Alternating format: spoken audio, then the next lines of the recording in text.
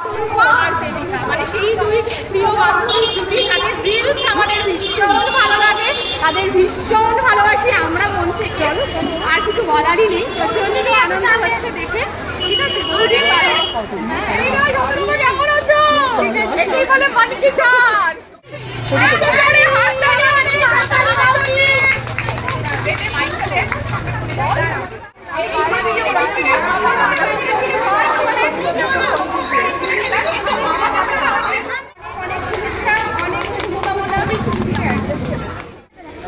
Already বলেই দিয়েছে, আমি আর কি নতুন করে বলি।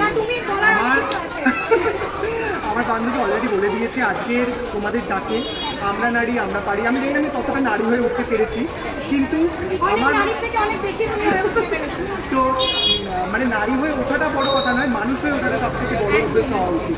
আমি নারী হয়েছি বা পুরুষ হয়েছি সেটা থেকে বড় উদ্দেশ্য হোক, আমি মানুষ হয়েছি যতটা, কারণ আমরা মানুষ হচ্ছি না ওটা নারী এখন তাই না। আমি আজকে এখানটা করে আসতে পেরেছি, ভালো লাগছে। আর মানে আমি চাই আগামী দিনে আমরা নারী আমরাও পারি।